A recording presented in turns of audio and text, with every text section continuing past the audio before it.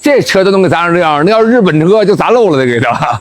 你好，你好，打着底盘异响。底盘吧，它是速度低的，我估计那个护板估计把有点共振了。啊完了还有就这个走那个碎路，底盘也就咯啦啦咯啦啦那种。啊！您坐副驾再试一圈都。哎呦我操，这是咋的呀？啊，全是坑，这哪是啥的？这是啊？山坑嘛，悬晃。山那么大冰雹吗？哎呦我去啊！那机盖都机盖全是梁，是边上梁啥都大坑。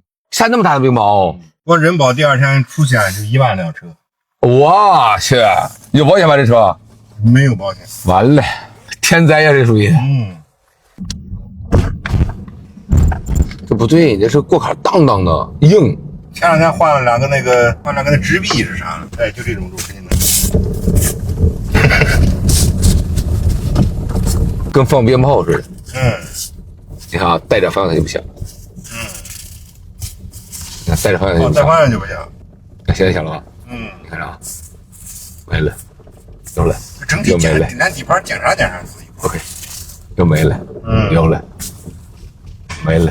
对，这就是原因。方向机。对，哦，这个干烂了都。不开里边就完了。那完了，保险公司赔大事了这把又。关键这么大冰雹，说实话，真是，这车都能给砸成这样，那要日本车就砸漏了，得给他。咋样？也换了个那个。这个我跟车上告诉你了吧？我说这车不对，硬啊，开着硬，来，没反应。那我说换的是原厂的。原啥原？这个胶套。来，你看是原厂的不？我跟你说原厂啥样啊？看着啊啊，没软。还有就是怠速少比点油时候，底盘有点这个那个铁板共振那个声音。到时候把这个给摘了吧，看一下后边有事不？你说那个啊？哎，对。哎，差不多。这个。肯定是你说我为啥就把它直接拆掉啊？肯定是它。这样，寿命基本上差不多了，到底了吗？该换了吧？该换了，对，换了。来吧，这个摸着这个啊，是他想的，这咋想的啊？好嘞，转延机想的。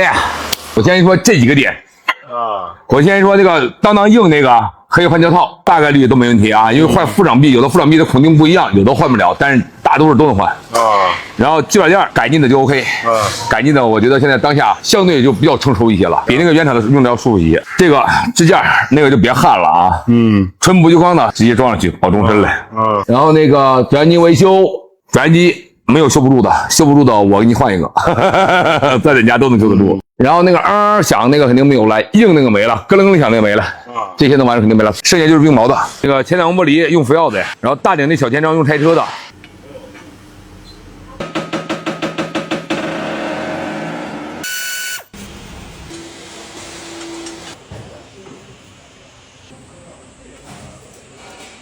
走了，这一圈。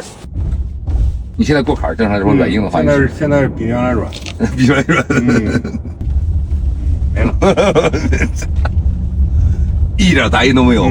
啊，没有。之前就是方向机响啊，这一下整坏了，整了吧？我操！